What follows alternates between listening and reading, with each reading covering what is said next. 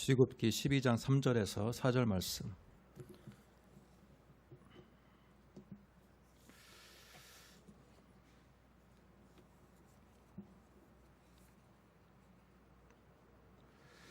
출애굽기 12장 3절에서 14절까지 보겠습니다.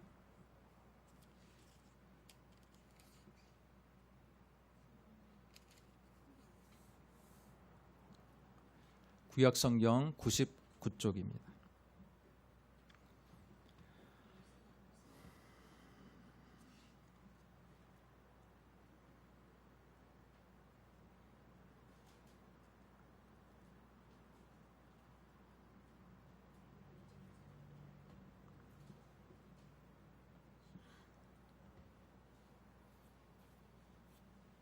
출애굽기 12장 3절에서 14절을 한 목소리로 같이 읽겠습니다. 찾았습니까? 같이 읽습니다. 너희는 이스라엘 온 회중에게 말하여 이르라. 이달 열흘에 너희 각자가 어린 양을 취할지니 각 가족대로 그 식구를 위하여 어린 양을 취하되 그 어린 양에 대하여 식구가 너무 적으면 그 집의 이웃과 함께 사람 수를 따라서 하나를 취하여 각 사람이 먹을 수 있는 분량에 따라서 너희 어린 양을 계산할 것이며 너희 어린 양은 흠없고 일련된 수컷으로 하되 양이나 염소 중에서 취하고 이달 열 나흔 날까지 간직하였다가 해질 때 이스라엘 회중이 그 양을 잡고 그 피를 양을 먹을 집 좌우 문설주와 임방에 바르고 그 밤에 그 고기를 불에 구워 무교병과 쓴 나물과 아울러 먹되 날것으로나 물에 삶아서 먹지 말고 머리와 다리와 내장을 다 불에 구워 먹고 아침까지 남겨두지 말며 아침까지 남은 것은 곧 불사르라. 너희는 그것을 이렇게 먹을지니 허리에 띠를 띠고 발에 신을 신고 손에 지팡이를 잡고 급히 먹으라. 이것이 여호와의 유월절이니라. 내가 그 밤에 애굽 땅에 두루다니며 사람이나 짐승을 막론하고 애굽 땅에 있는 모든 처음 난 것을 다 치고 애굽의 모든 신을 내가 심판하리라. 나는 여호와라. 내가 애굽 땅을 칠 때 그 피가 너희가 사는 집에 있어서 너희를 위하여 표적이 될지라. 내가 피를 볼 때 너희를 넘어가리니 재앙이 너희에게 내려 멸하지 아니하리라. 너희는 이날을 기념하여 여호와의 절기를 삼아 영원한 규례로 대대로 지킬지니라. 아멘. 출애굽기 12장 3절로 14절을 우리가 함께 읽었습니다. 이 말씀을 가지고 6월절에 기원이라는 제목으로 우리가 함께 은혜를 나누도록 하겠습니다. 오늘은 6월절의 기원인데 신약과도 밀접한 연관이 있는 말씀이라고 볼 수 있습니다. 구약의 3대 절기, 여러분 마치 학교 수업처럼 오늘은 약간 들을 필요가 있습니다. 구약의 3대 절기가 있고요. 이 3대 절기를 성취하는 사건이 신약에서 일어났습니다. 그렇기 때문에 구약에서의 이 3대 절기를 먼저 알아야겠죠. 따라해 보겠습니다. 6월절, 77절 또는 오순절, 그리고 초막절. 6월절과 오순절과 초막절이 이스라엘의 3대 절기가 됩니다. 우리 대한민국의 3대 절기는 언제입니까? 대한민국에도 3대 절기가 있습니까? 없습니까? 설날, 추석. 설날하고 추석밖에 없습니까? 한식? 맞아요. 단오. 원래 지금 우리나라에서 지금 단오라는 이 절기가 지금 형식상 존재할 뿐이지 거의 유명무실화 되었지만 과거 조선시대 때만 해도 단오는 좀 큰 명절이었어요. 그래서 설날, 단오, 추석, 우리나라의 3대 절기라고 볼 수 있습니다. 마찬가지로 이스라엘에게 있어서 3대 절기는 유월절과 오순절과 초막절입니다. 3대 절기가 대부분 비슷한 절기들이 각 나라마다 있는데 기원이 다른 거예요. 조선시대나 우리 조상들이 섬기던 그런 3대 절기는요, 주로 농사와 조상하고 관계가 있습니다. 농사와 조상. 반면에 이스라엘에게 있어서 3대 절기는 여호와 하나님과 관계가 많이 있어요. 오늘 유월절은 여호와 하나님께서 이스라엘 백성들, 특별히 애굽 땅에서 400년 이상이나 종노릇을 하고 있는 이스라엘 백성의 그 탄식 소리를 듣고 하나님께서 마지막 10번째 재앙을 통해서 애굽 땅을 결정적으로 탈출시키는 그 사건이 유월절의 기원이에요. 나중에 누가 혹시라도 물어보면 여러분이 그 정도는 알고 있어야 돼요. 그 정도는. 유월절과 오순절과 초막절이 있고 유월절의 기원이 바로 애굽의 10번째 재앙. 애굽의 10번째 재앙을 맞이해서 1년 된 흠없는 양이나 염소를 잡아서 집에 문설주를 피를 바름으로써 그것이 기원이 된 절기가 유월절이다. 이렇게 이야기를 할 수 있어야 돼요.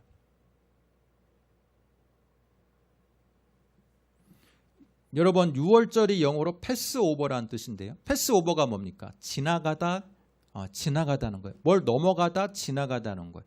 자, 뭘 넘어간다는 뜻일까요? 패스오버, 뭘 넘어갑니까? 여호와의 천사가 애굽 땅의 전역을 돌면서 애굽에 살고 있는 각 집을 도는데 그 집에 문설주에 문 입구에 양의 피가 발라져 있는 집을 그냥 넘어가는 거예요. 그런데 그 양의 피가 발라져 있는 집이 아닐 경우 어떻게 합니까? 그 집에 들어가서 그 집의 장자를 죽이는 거예요. 그래서 패스오버라는 것은 바로 넘어간다는 거. 이 죽음의 여호와께서 보내는 이 천사가 바로 각 집을 넘어다니면서 양의 피를 바른 집과 피를 바르지 않는 집을 이제 다니면서 심판과 구원을 하는 사건. 그게 바로 패스오버라는 뜻이에요. 우리가 조금 전에 찬양 불렀습니다. 265장. 그렇죠? 265장. 내가 그 피를 유월절 그 양의 피를 볼 때에 내가 곧 넘어서 가리라. 자, 이 찬양의 기원이 오늘 우리가 읽은 이 말씀 13절입니다. 13절. 내가 피를 볼 때 너희를 넘어가리니 재앙이 너희에게 내려 멸하지 아니하리라. 멸하지 아니하리라. 여러분, 이 여호와의 10번째 재앙, 짐승과 사람을 막론하고 각 모든 애굽 땅에 태어난 모든 생명체의 첫째 장자를 심판하겠다. 그 10번째 재앙으로 인해서 무엇이 드러나냐면 여호와의 영광이 드러나는 거예요. 왜 그렇습니까?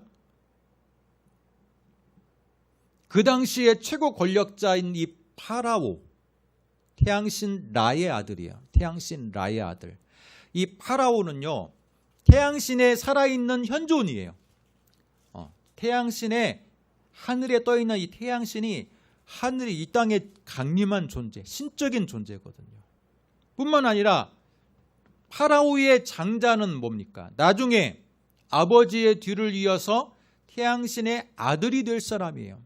그렇기 때문에 굉장한 권력과 그 아들 역시 신적인 존재로 추앙을 받던 시대예요. 태양신을 섬긴다는 건 뭡니까? 풍요와 번영의 신이에요. 여러분, 태양이 쨍쨍 내리쬐지 않으면 곡식이 익지 않습니다. 그렇죠? 뿐만 아니라 농사가 되지를 않아요. 제대로 나라가 세워지지 않습니다. 그렇기 때문에 실제로 파라오라는 이 왕이라는 이 존재가 풍요와 모든 나라의 번영을 책임지는 위치에 있는데, 그 위치에서 장자를 죽인다는 건 뭡니까?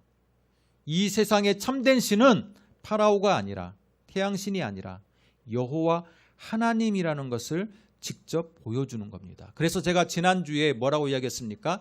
이것은 모세와 파라오의 전쟁, 바로의 전쟁이 아니라 여호와의 전쟁이라고 했어요.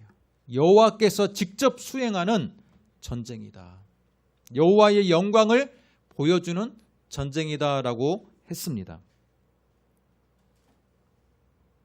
그런데 이스라엘 백성의 입장에서 이 명령이 순종하기에 쉬웠을까 어려웠을까? 자, 우리가 어디를 보냐면요, 5절 6절 너희 어린 양은 흠없고 1년 된 수컷으로 하되 양이나 염소 중에 취하고 이달 열 나흔 날까지 간직하였다가 해질 때 이스라엘 회중이 그 양을 잡고 그 피를 양을 먹을 집 좌우 문설주와 임방에 바르고. 어때요? 흠없고 1년 된 수컷 양이나 염소를 구하는 것도 많은 정성과, 그죠? 많은 수고가 필요한 거고, 또 여호와께서 특별한 날을 지정해 줬어요. 그죠? 날을 지정해 줬어요. 그냥 아무 때나 하는 게 아니라 내가 심판하기 그 직전에 잡으라는 거예요. 그리고 잡을 뿐만 아니라 어떻게 합니까? 그 피를 각 집 문 앞에 있는 입구 출입문에 바르라라고 했어요. 자, 이것은 무엇을 요구하는 겁니까? 이스라엘 혈통을 타고났다고 해서 무조건 구원해 주는 게 아니라 이제부터는 순종하는 자, 그것을 모세를 통해서 전수받은 여호와의 그 메시지에 순종하는 자만이 진정으로 애굽을 탈출할 수 있다라는 거예요. 우리가 흔히 구약을 어떤 시대로 알고 있습니까? 그냥 민족적인 혈통으로만 구원받는 시대. 신약은 민족을 떠나서 예수 그리스도를 믿는 믿음으로 구원받는 시대. 이렇게 굉장히 이분법적으로 성경을 구약과 신약은 매우 다른 시대라고 우리는 생각하면서 그렇게 배워왔어요. 그러나 구약 성경을 좀 읽다 보면 모세가 살던 시대에도 구원을 받기 위해서는 말씀을 믿는 무엇이 필요했습니까? 믿음이 필요했다라는 거예요. 말씀을 믿는 믿음이 필요했다. 실제로 생각해 보세요. 흠없는 양이나 염소 숫양을 구하는 것도 힘들 것이고, 뿐만 아니라 그 당시에도 고기의 가치가 어때요? 육류의 이 가치가 나름대로 재산이 비싸거든요.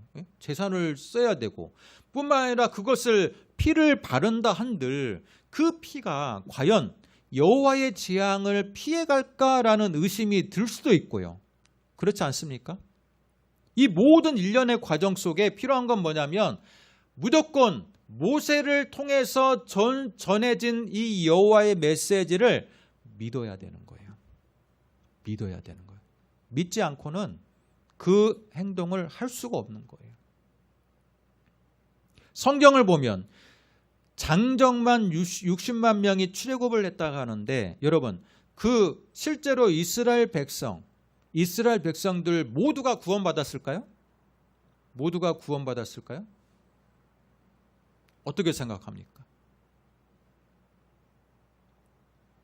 그들 중에는 모세를 통해서 전해진 이 메시지가 그냥 별로 안 믿겨지는 사람이어서 안 바를 수도 있을 거예요. 문지방에다가 문설주에다가 양의 피를 안 바를 수도 있어요. 그렇게 하면 어떻게 됩니까? 똑같이 애굽 백성들처럼 똑같이 장자가 그날 밤에 죽는 불행을 겪게 되는 것이죠. 그렇기 때문에 여호와 하나님께서 지금 유월절의 기원이 되는 이 양을 잡고 너희들의 문설주에다 바르라는 이 사건은 굉장히 믿음이 필요한 사건이다. 믿음이 필요한 사건이다. 라는 것을 알 수 있습니다. 비슷한 예가 뭐가 있냐면요. 이스라엘이 광야 생활을 할 때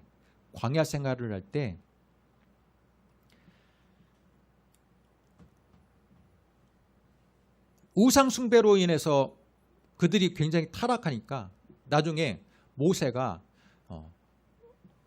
광야에서 높이 놋뱀을 들었어요.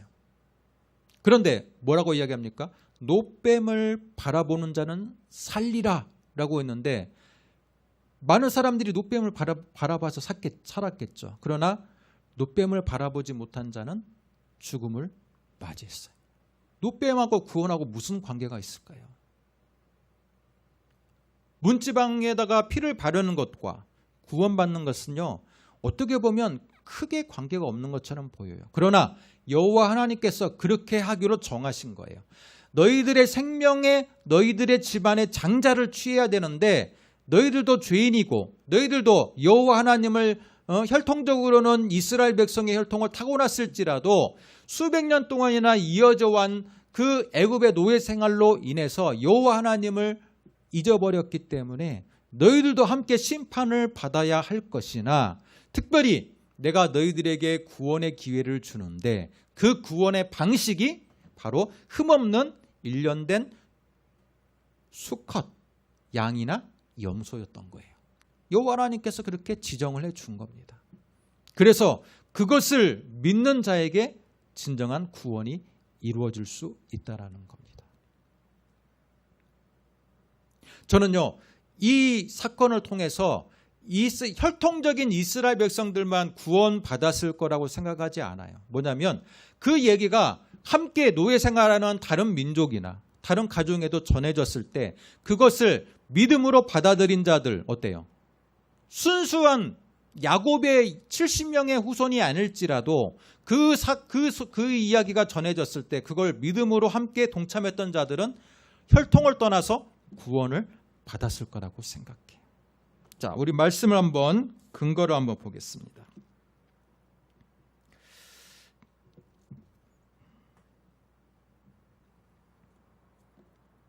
자, 오늘 우리가 읽은 이 말씀 중에 37절부터 한번 보겠습니다.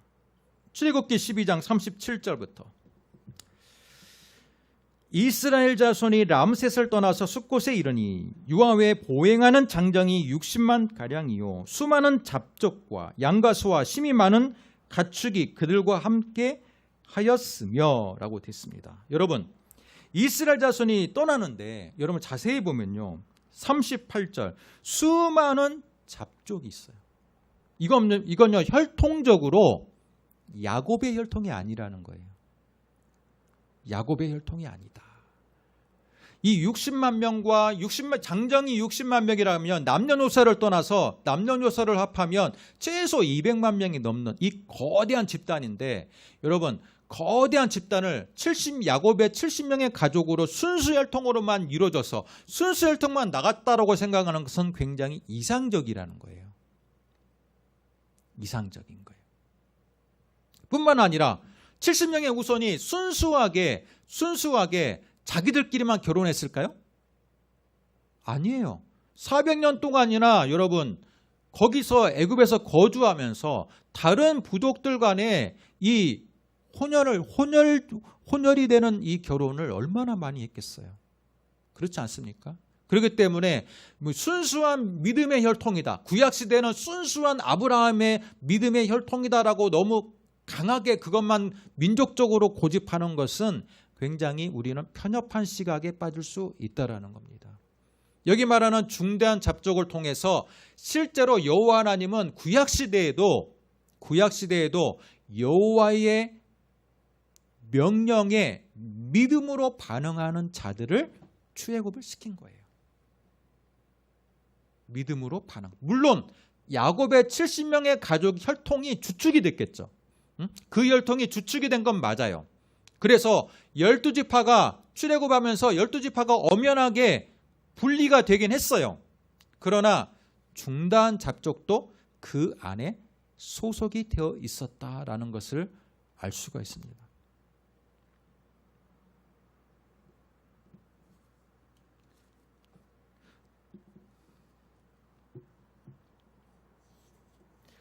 출애굽기 2장으로 잠깐 봐보겠습니다. 출애굽기 2장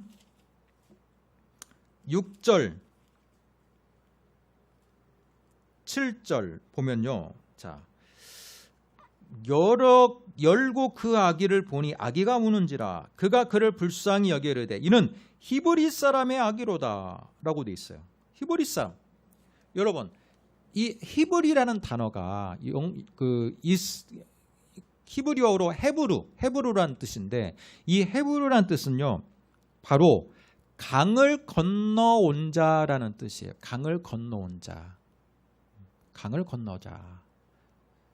그리고 이 히브리라는 단어가 출애굽기에서부터 본격적으로 사용이 되는데, 실제로 이 히브리라는 단어가 강을 건너온 이방인을 가리키는 뜻으로 많이 해석이 됐대요. 그래서 강을 애굽인들 입장에서는요, 이 헤브루라는 단어는요, 강을 건너와서 자기 땅으로 온 자는 뭡니까? 이방인들이에요. 이방인들, 하층민들. 그래서 그 당시에 히브리라는 것은 야곱의 70명의 후손만을 가리키는 것이 아니라 전체 애굽에서는 이방인들, 하층민 계층을 가리키는 기본적인 용어였다라는 것을 알 수 있습니다.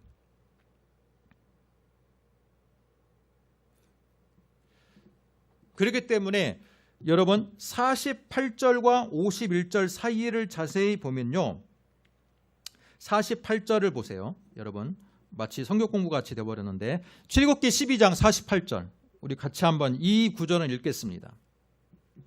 같이 읽습니다. 12장 48절 같이 읽습니다. 너희와 함께 거류하는 타국인이 여호와의 유월절을 지키고자 하거든 그 모든 남자는 할례를 받은 후에야 가까이하여 지킬지니 곧 그는 본토인과 같이 될 것이나 할례 받지 못한 자는 먹지 못할 것이니라. 여러분, 여기에 지금 분명히 나와 있어요. 너희와 함께 거류하는 타국인, 중다한 잡족이에요. 중다한 잡족. 중다한 잡족이 함께 지금 있는데 그들이 여호와의 유월절을 지키고자 한대요. 그러니까 여러분, 실제로 문설주에다가 피를 바른 사람들이 순수한 야곱의 70명의 후손이 아니라, 그죠? 중단 잡족들 중에서도 그 이야기가 전파돼서 내가 여호와 신앙 9가지의 재앙을 목격했잖아요. 지금 10번째 재앙을 맞이하기 직전이니까 9가지 재앙을 목격하고 난 그 사람들 중에, 중단 잡족 중에 여호와 하나님의 살아계심이 믿어져. 그리고 모세를 통해서 흠없는 일련된 수장이나 염소를 문설주에 바르라는 그 소식이 전해졌어. 근데 지키고 싶은 마음이 생겨. 그러면 그런 사람들이 있기 때문에 48절이 있는 거예요. 너희와 함께 거류하는 타국인이 여호와의 유월절을 지키고자 하거든 할례를 먼저 받게 하라는 거예요. 할례라가 하나님의 백성으로 입교한다는 의식이에요. 신체적인 의식. 내가 하나님의 백성이 되겠습니다라고 입교하는 절차라는 거예요. 그것을 할례를 받은 후에야 본토인과 지키라는 거예요. 그렇게 똑같이 문설주에다 피를 바르라는 거예요. 그렇게 하면 그 사람들이 뭐라고 했습니까? 곧 그는 본토인과 같이 된다는 거예요. 뭡니까? 이스라엘 12지파의 본토인으로서 소속이 된다는 겁니다. 이거 굉장한 은혜 아닙니까? 은혜입니까? 은혜 아닙니까? 은혜입니다. 그렇기 때문에 지금까지 우리가 가지고 있던 고정관념을 버려야 돼. 구약은 순수한 이스라엘 야곱의 12아들이 지파장이 되어서, 조상이 되어서 순수한 이스라엘의 혈통, 구약은 순수한 이스라엘 혈통만 구원받는 시대. 그렇게 너무 우리가 민족주의적으로 너무 편협된 사고방식을 버려야 돼요. 구약에도 분명히 여호와 하나님은 언제든지 여호와의 신앙에 믿음으로 반응하는 자들이 비록 이방인일지라도 할례를 통해서 얼마든지 유대인이 될 수 있는, 하나님의 백성으로 편입될 수 있는 방법을 마련하셨다라는 겁니다. 뿐만 아니라 비록 70명의 후손으로서 이스라엘의 혈통을 타고났을지라도 10번째 재앙에 믿음으로 반응하지 못하는 자들, 그거 뭐 피 바른다고 해서 뭐 어떻게 되겠어 하면서 나는 안 바르겠다 그렇게 버티는 자들, 그 사람들은 장자가 죽음을 맞이할 뿐만 아니라 어쩌면 이스라엘 백성에서 완전하게 멀어질 수 있다라는 겁니다.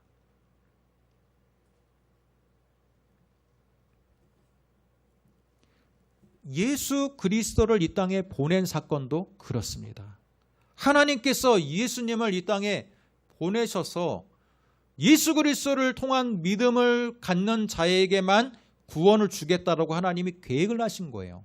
근데 논리적으로 따지면 어때요?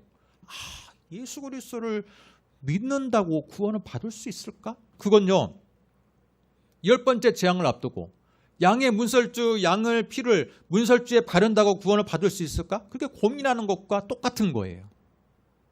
하나님이 계획하신 그 구원의 방식에 충실히 순종하는 자만이 하나님의 나라에 들어갈 수 있다라는 것입니다. 자, 뿐만 아니라 11절을 보겠습니다.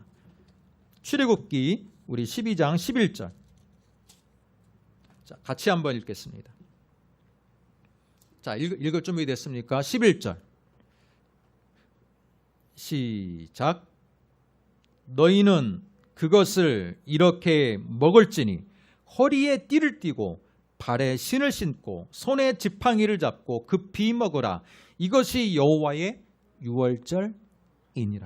자, 여러분, 지금 11절 바로 위에를 보면요, 양을 잡아서 문설주와 임방에 바르는 것까지가 아니라 그 이후에 머리와 다리와 내장을 다 불에 구워 먹고,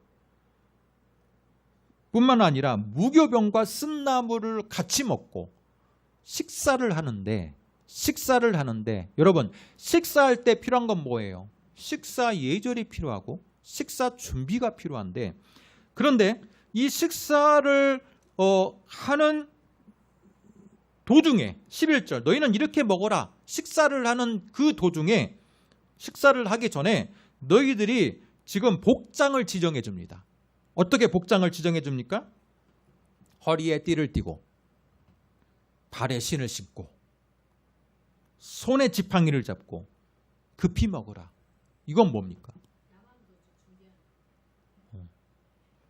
바로 먹자마자 바로 지금 순식간에 튀어나올 준비. 우리 5분 대기죠. 군대로 말하면 5분 대기조처럼 바로 여호와 하나님께서 자, 준비 땡 하면 바로 언제든지 애굽을 나갈 준비를 하라는 겁니다. 급하게 지금 10번째 재앙은 예고 없이 급하게 지금 벌어질 거니까 너희들은 그 첫 번째 장자가 죽는 사건이 벌어지자마자 급하게 떠나야 될 상황이 벌어질 거라는 것을 바로 암시하는 구절이라고 볼 수 있습니다. 뿐만 아니라 급하게 떠나는데 그냥 떠납니까? 가나안을 향해서 급하게 떠나는 여정이 될 수 있는 것이죠.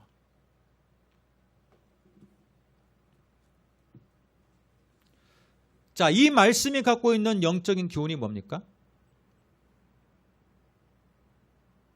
급하게 떠날 자들에게는 다른 것들이 눈에 들어오서는 안 돼요. 애굽에서의 여러분, 애굽에서의 종 노릇을 했지만 실제로 그 당시의 애굽은요, 우리나라 지금의 세계적인 미국과 같은 강대국입니다. 굉장한 선진국이에요. 그들이 광야에서 뭐라고 불평합니까? 광야에 먹을 것이 없어요. 물이 없어요. 그러자 그 애굽의 삶을 경험했던 이 이스라엘 백성들이 광야에서 모세를 향해서 불평합니다. 먹을 것을 주든지 마실 물을 주든지 우리에게 당장 그걸 해결하라. 애굽에는 그나마 우리가 비록 종노릇을 했을지언정 먹을 것은 충분했다. 먹고 마실 것은 충분했고 나름 그래도 괜찮게 살았다. 광야의 삶과는 비교할 수가 없다. 그렇게 불평하는 장면이 자주 등장합니다. 그건 뭡니까? 애굽에서 종살이가 힘들긴 했지만 그래도 그 당시에 애굽이라는 나라가 갖고 있는 이 풍족한 삶을 종살이하고 있던 이스라엘 백성들도 조금이나마 누리고 살았다는 거예요. 누리고 살았다는 거예요. 여러분, 고고학자들이요 피라밋을 연구하면서 그 피라밋 근처에 옛날 피라밋에 짓기 위해서 인부들이 살던 마을을 발견했어요. 고고학자들이. 그런데 인부들이 살던 마을에 그 고고학을 땅을 파가지고 그 고고학 그 살던 마을을 연구해 보니까 그 마을에 여러 가지의 낙서들이 발견됐대요. 이 토판들이. 근데 그 낙서들을 참고해 보면요, 피라밋을 하기 위해서 많은 노예들이나 인부들이 고용됐잖아요. 그렇지만 그들의 삶의 그 낙서의 흔적들을 보면 아주 열악하지는 않았대요. 나름대로 피라밋을 연구하면서 조금 소정의 임금도 지급이 됐고요. 또 먹고 마실 것들도 지급이 됐다는 거예요. 이들 일꾼들에게 먹고 마실 것들을 충분히 지급해 줬다는 기록이 있어요. 그러다 보니까 이스라엘 백성들이 그 애굽에 대한 향수, 애굽에 대한 미련을 온전하게 내려놓게 하기 위해서 여호와 하나님은 어떻게 복장을 하랍니까? 허리에 띠를 띠라는 건 뭡니까? 그 당시의 옷은 통짜 옷이에요. 통짜. 남녀노소 통짜 원피스 같이 그냥 이 가죽 부대 같은 옷에다가 양 구멍을 뚫으면 그 팔이 되는 거고요. 이렇게 돼 있어요. 배옷같이. 그런데 거기에 허리를 묶어야지만이 그 옷이 걸리적거리지 않고 빠르게 걸어갈 수 있는 거예요. 허리띠를 메고 신을 신고 지팡이를 가지고 가라. 언제든지 급하게 갈 수 있는 준비를 하라는 거예요.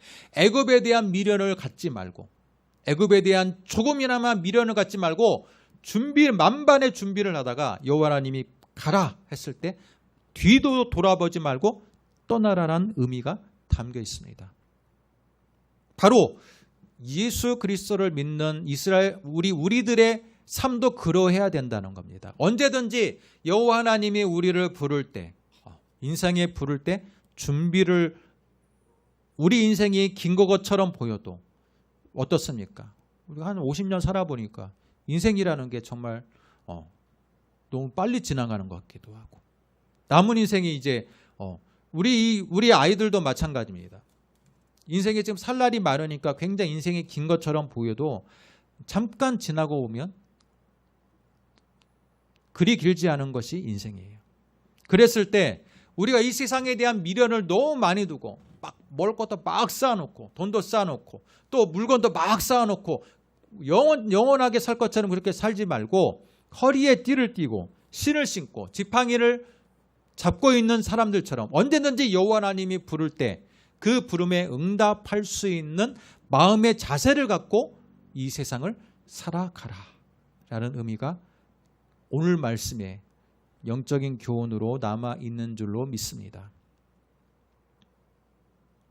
세상에서 살되 세상을 너무 사랑하지 말고 약속의 땅인 가나안 땅에 언제든지 갈 수 있는 만반의 준비를 하고 살으라 라는 겁니다. 근데 많은 사람들이 지금 예수는 나중에 믿지, 나중에 믿어도 내가 지금은 몇 살이니까 좀 더 젊음을 즐기고 나중에 교회 갈 거야. 미루다가 나중에 그 시기를 놓쳐버리고 구원받지 못하는 많은 사람들이 있고요. 뿐만 아니라 교회는 다니나 허리띠와 신발과 지팡이에 이 마음의 준비를 하지 않고 나태하게 있다가 하나님의 부름에 응답하지 못하는 부류들도 있을 수 있다는 거예요.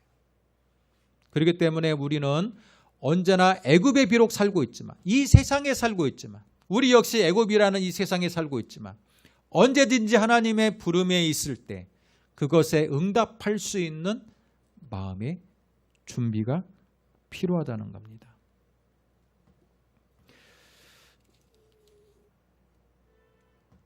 출애굽기 13장 이후를 보면요. 13장 이후를 보면 구름 기둥과 불 기둥이 여호와 하나님께서 드디어 홍해를 건너기 직전부터 바로 보내주시고 14장에 홍해를 건너는데 여러분 홍해를 건넌 이후에 이스라엘 백성의 삶이라는 게 어때요? 허리띠를 하고 신발을 신고 지팡이를 짚고 급하게 떠나고 가나안을 향해서 금방 갈 것이라고 여겼는데 어때요? 여호와 하나님의 백성의 신분에 합당한 삶을 살기는 쉽지 않은 여정이 있음을 우리는 발견합니다. 그런데 그 중에 눈에 띄는 한 사람이 있는데 바로 유다 지파의 족장이었던 누굽니까?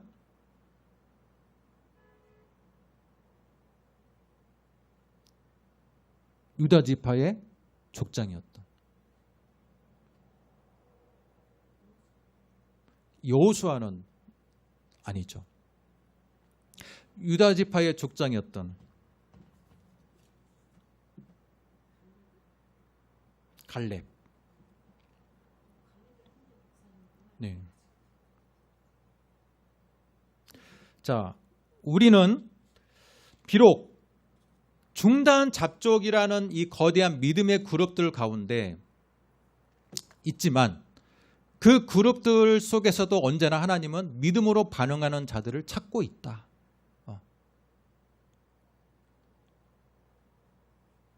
라는 것을 알 수 있습니다.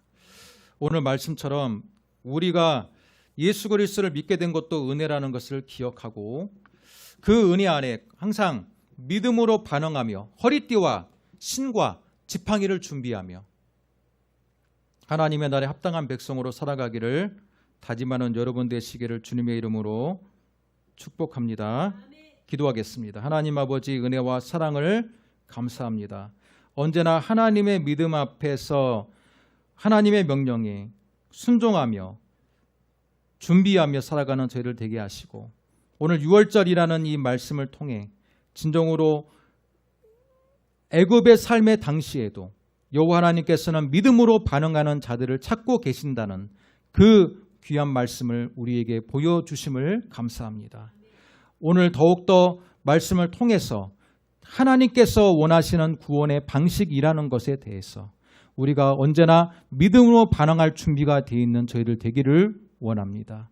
예수 그리스도를 통해서 우리의 죄사함이 있고 예수 그리스도를 통해서 성령이 우리에게 있음을 고백하며 그 안에서 살아갈 때 우리는 언제든지 저 천국을 바라보며 살아갈 수 있는 믿음의 백성이 되어야 함을 오늘 말씀을 통해 깨닫습니다. 그 은혜대로 살아갈 수 있는 저희들 되게 하시고